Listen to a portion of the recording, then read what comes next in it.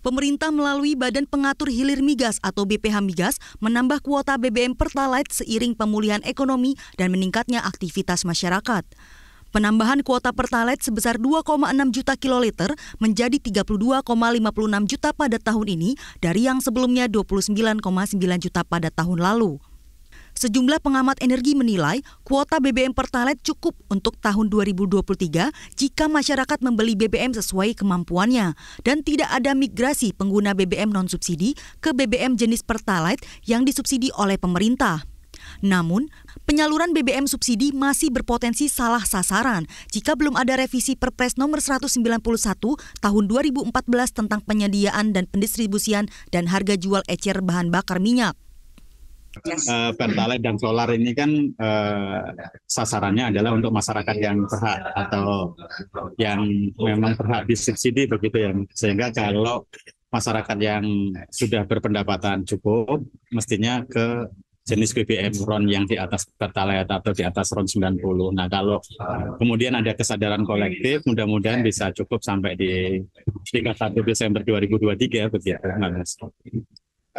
Dalam sistem distribusi yang terbuka seperti BBM tadi, maka akan sulit untuk bisa melakukan itu tepat sasaran atau tidak itu ya. Dan lebih banyak tidak tepat sasaran tadi. Nah, maka cara untuk mengurangi ketidaktepatan sasaran tadi itu melalui aturan perbaikan Perpres tadi itu ya.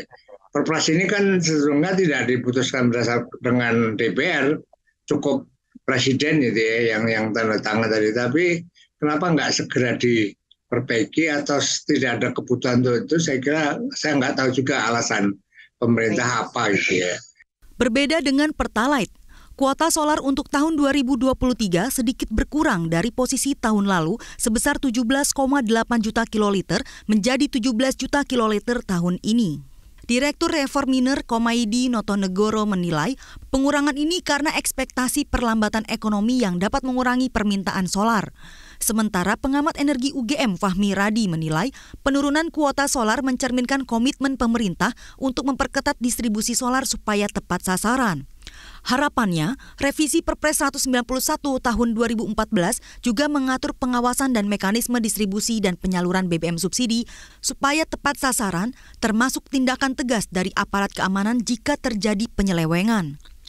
Saya kira kombinasi ya, Mbak. Ada pembatasan juga di satu sisi, tapi di sisi lain juga kemungkinan terkait dengan asumsi bahwa di tahun 2023 masuk ke resesi global begitu ya, yang kemudian aktivitas ekonomi tentu sedikit melambat dibandingkan sebelumnya. Sementara kalau solar ini Mbak Mercy lebih terkait dengan aktivitas ekonomi karena berkaitan dengan distribusi barang dan jasa ya Mbak. Jadi yang pakai kan biasanya truk-truk yang di jalur Pantura itu kalau di Jawa Mbak Mercy. Ini adalah mendistribusikan barang dari Jakarta misalnya ke Surabaya atau sebaliknya. Sehingga kalau ada asumsi ekonomi growth-nya turun, mungkin juga konsekuensinya adalah sampai ke kebutuhan solar untuk distribusi barang dan jasa. Tidak hanya BPH Migas itu ya, karena BPH juga sangat terbatas, sehingga perlu aparat kepolisian yang itu kan ada di berbagai daerah itu bisa dilakukan. Syaratnya harus ada Perpres tadi. Tanpa ada Perpres itu ya, maka penyelewengan dan juga penyalahgunaan solar yang tidak tepat sasaran itu akan selalu terjadi gitu ya. Dalam jangka pendek, Fahmi Radi menilai pengguna BBM bersubsidi dapat dibatasi berdasarkan jenis kendaraan. Menurutnya, pengguna sepeda motor dan truk roda 4 menjadi prioritas sasaran BBM subsidi dan dapat disediakan lewat jalur khusus di SPBU. Usulan ini berbeda dengan wacana pembatasan pengguna Pertalite berdasarkan sisi atau kapasitas mesin kendaraan. Sementara menurut Komaydi Notonegoro, pembatasan pengguna BBM berdasarkan jenis kendaraan lebih mudah implementasi teknisnya, namun kurang menguntungkan dari aspek politis karena berpotensi menurunkan elektabilitas pengambil kebijakan jelang pemilu 2024. Dari Jakarta, Mercy Wijaya, Media Group Network.